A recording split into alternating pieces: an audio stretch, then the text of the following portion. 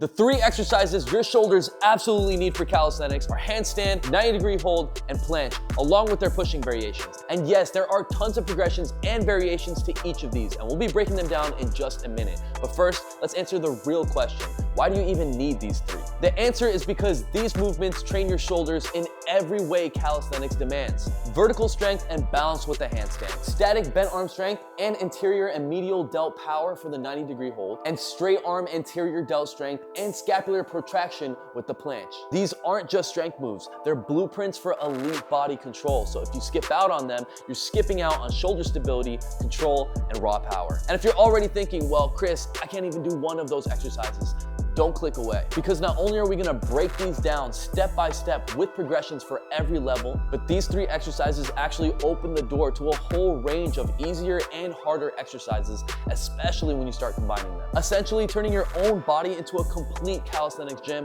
where you won't need any machines, because you are one. Now you might be asking, don't I already hit shoulders with lateral raises, overhead press, or machines at the gym? Sure, but here's what you're missing. Gym exercises mostly isolate muscles and build strength in controlled, supported environments. While these 3 calisthenic skills, on the other hand, develop strength through full body control. They engage not just muscles, but also joints, tendons, and stabilizers, teaching your body to move as a single coordinated unit. While gym work is safe, stable, and supported, calisthenics demands that your shoulders stabilize, activate, and control your entire body weight, often in extended leverage positions that are far more challenging. So if you're only doing gym exercises and not training these movement patterns, you're probably missing joint stability, scapular mobility, and functional strength that translates to actual skills. Now you've got a full understanding of how the shoulders actually function in calisthenics, what they need, what they're missing in a traditional gym routine, and the 3 exercises you need to build all-around shoulder strength. So let's break each one down: the handstand, the 90-degree hold, and the planche, along with their pushing variations. And I'm gonna show you the easiest progressions to start with, how to scale them, and how to keep evolving each one as you get stronger. Because when you train these 3 properly, not only are you unlocking new skills and shoulder strength, you're also building the kind of physique that comes with control, balance, and power. And if you stick to these 3 exercises, work up to their hardest progressions, and master them, you'll have the foundation to eventually unlock any calisthenics pushing exercise or skill. It all starts right here. So starting with the first one, we have the 90-degree hold. It has you lifting your entire body horizontally with bent arms and seriously challenges your entire body while emphasizing on your shoulders, biceps, core, lower back, and much more. This skill is where you develop and unlock all your bent arm and pushing power that can be incorporated into any skill, evolving virtually any calisthenics exercise. For example, from handstands to handstand push-ups, 90-degree holds to 90-degree push-ups, and even the full planche to full planche push-ups. And it all starts here at the bottom of a push-up. This will build the initial bent arm strength and body awareness you need. And pretty much anyone, no matter their current fitness level, can start here. And that's a question I get all the time. Chris, when should I start training for skills? Or when should I even start training for bent arm planche and planche? Basically, since day one, as soon as you can hold the bottom of a push-up. Moving on, the knee push-up to bent arm half lay will be a bit harder than the bottom push-up hold. But if you stay consistent with the first progression, it won't be long until you can start attempting and eventually performing this next variation, as this progression introduces more core tension and increased leverage, adding to the resistance of the exercise, as well as finally being able to hold your entire body weight off the ground for the first time. It's all in the lean, baby. You want to make sure that you're leaning far enough and over time to get your hands by your waistline. That's the only way the lower half of your body will be able to raise up, by holding your body by its center of gravity without being completely extended, which would be a lot more resistance. But with the next progression, we are going to be fully extended with 90-degree toe taps. You're at a point where you're finally hovering off the ground in a 90-degree hold, even if it's just for a second, as you switch between your toes tapping. This builds serious shoulder and tricep endurance. And at this stage, bent arm strength is becoming more transferable to the actual 90 hold, as you're able to lean even more forward while holding your body in a bent arm position to be able to raise your now fully extended lower body, which is going to be more resistance and more challenging than before. And as we progress to the 90 lean raise, we begin to strengthen the transition into the 90-degree hold. It helps you get comfortable with the lifting into that position with control, training your shoulder stability while increasing your bent arm strength and endurance. Over time, the raises will turn into small holds instead of having your feet fall back to the ground immediately after raising, making you think the exercises got easier when really you just got a whole lot stronger. As by this point, you've built the necessary strength to lean a lot more forward with a lot less effort, until you're finally actually holding the 90-degree hold. And remember, you can always add pushing and pressing to all of these skills and variations. So for the 90-degree hold, you can do a pushing variation, 90-degree pumps. All the previous steps have built the shoulder strength to this point, having you master the 90-degree hold and ready for the next challenge, applying this strength to a 90-degree push-up or even full planche push-ups. But of course, before you can jump into planche push-ups, you need to know how to planche first. And the planche may look similar to the 90-degree hold, but this one is done with straight arms, meaning this one requires serious straight arm strength. So we can start building our foundation for planche with scapula push-ups plus hold, meaning hold at the end for as long as you can to extend the time under tension. This builds scapular control, strength,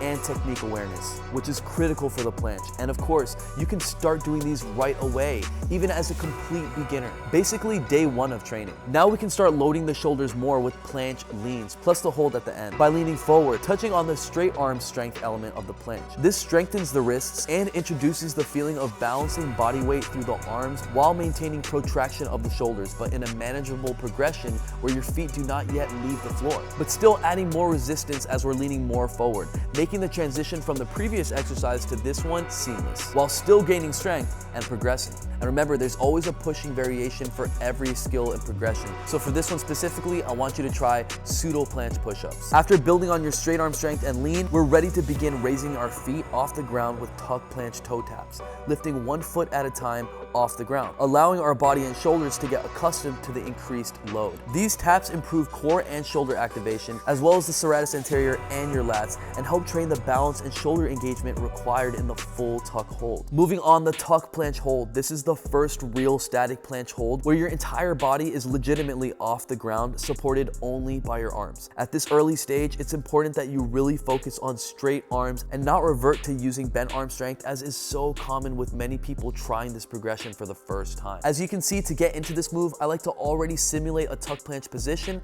and then just lift up my legs from there. And of course, your tuck planche is gonna have a pushing variation, one of the most important ones at this stage, the tuck planche push-up. Definitely give these a try. After consistently training the tuck planche, you're ready to incorporate the half lay raise, a dynamic movement which requires even more leverage, with an even more extended body position. This builds the straight arm strength needed for the more advanced planche variations to come, while also further building your shoulder strength with the added resistance, as well as the activation of your lower body, training your glutes and posterior pelvic tilt. After consistent training, you're ready for the half lay hold, an intermediate progression that has your body closer to being fully extended. This is where you're really feeling the full body tension the planche demands, learning how to fight against gravity in a nearly horizontal position so your body doesn't fall back down. And this is a tough exercise, so if you struggle with it, move back to the half lay raises, working on increasing the reps, as well as trying to add a small hold at the end of each raise, and eventually you'll be holding the half lay with no problem. Now, just like the tuck planche hold, the half lay hold also has a pushing variation, the half lay push-up. Now with the L sit to full planche, we can touch on what the real full planche feels like. This transition move builds explosive strength and body control, but it can easily be scaled depending on how you do it. Make sure you rely on the momentum less and work more on slowing the transition, having you work your shoulders, core, lower back, and straight arm strength more. Continue working with the previous progressions to add to those seconds, so eventually you unlock and hold a fully extended full planche for time. Now, of course, the full planche has the ultimate pushing variation. That's going to be the full planche push-ups. And if you were training the previous progressions with pushing variations, you should be on your way to unlocking these as well. And one of the best exercises and progressions you can do is the full planche negative push-up, along with the 90-degree pumps I showed you earlier. And last but not least, we move on to the handstand, one of the best exercises and skills you can do in calisthenics to build insanely strong shoulders. And adding this skill to the previous two can have you unlocking some of the most powerful shoulder exercises you can do that give some of the craziest strengths and muscle gains. The 90-degree push-up, and the planche press to handstand. But first, let's master the handstand. Starting with the pike hold, we start to increase our overhead pressing strength and getting used to pushing from an inverted angle. One of the most limiting factors to this exercise is actually tight hamstrings and not shoulder strength. So if that's you, make sure to stretch out your legs first. And as you can see, this is a great introduction for any fitness level to start holding your body in an inverted position. And because we're not using our entire body weight, you're gonna be able to focus more on form versus just struggling to maintain this position. And literally anyone from any fitness level can start right here. The pike hold has a pushing variation as well. Now moving into the elevated pike hold, with your feet elevated, your hips are higher, increasing the vertical and adding more resistance onto your shoulders. This stimulates the push of a handstand more directly while also training your shoulder endurance, having you conditioned to eventually hold your entire body weight on your arms safely. And just like the pike hold, the elevated pike also has a pushing variation, elevated pike push-up. Taking the strength gains from the previous exercises, the wall walks will teach you how to shift your body weight from arm to arm while also building your confidence to being upside down. This is one of the easiest ways you can get into a handstand position if you've never done one before and you don't have a spotter.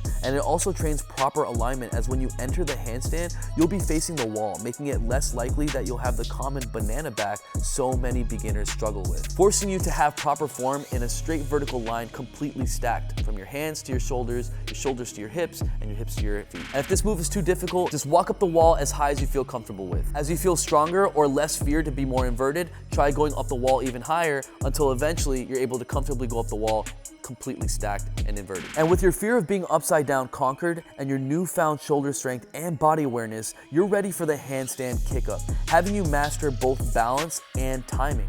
Even if you don't hit a perfect handstand yet, you're training the coordination and spatial awareness you'll need for it later, learning just how much force you need from your kickoff to ensure you don't go too far forward or not far enough. But now that you can kick up into a handstand against the wall, you're ready to really build your balance, strength, and endurance completely inverted. The wall will still be there to help build your confidence. So now you just need to focus on your body alignment, pushing through your shoulders, keeping your core tight, and mastering how the press and release from your fingers, or tightening or releasing your glutes and core, can push your body towards or away from the wall. And this can actually be learned rather quickly, how to balance on your hands using your fingertips and your grip on the floor. Check out the videos I've made on how to do a freestanding hold without the wall, step by step. Or better yet, download the THENX app in the App Store and follow the handstand technique guide, where I break it down for you every day with every lesson, step by step. And like with all the previous skills and progressions, make sure that you're practicing your pushing variations, and if you follow those steps properly, eventually your strength, balance, and control will come together,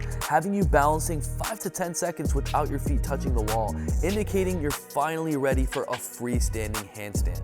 Of course, just make sure you know how to safely dismount first, which I break down in the handstand technique guide inside the THENX app, as well as the YouTube videos that I mentioned. But this is just the beginning. There's so many things you can do with the handstand, from increasing the hold time, doing the pushing variation, handstand push-ups, combining them with other skills, or even balancing on one arm. And at this point, you can put all the progressions and skills together to not only create, but unlock virtually every calisthenics skill, turning your body into a complete calisthenics gym. So now you're ready to take on any calisthenics skill and unlock the ultimate physique. Make sure that you stay consistent with these exercises. And for full workouts and complete programs using these exercises, all you gotta do is just download the THENX app in the App Store or Google Play Store. Join the millions of other THENX athletes around the world getting the best shape of their lives right now with our workout programs and technique guides teaching the most advanced skills, basically creating a step-by-step structured program with the progressions you learned today and many more to unlock the hardest calisthenics skills. And check out the THENX community on the THENX app. We're all doing this together. Just download the THENX app in the App Store. Subscribe if you haven't already. We post every Monday, 10 a.m. USA Eastern time. I'm gonna finish up my training now on the THENX app, but before I go, check out this other video that's gonna get you in the best shape of your life.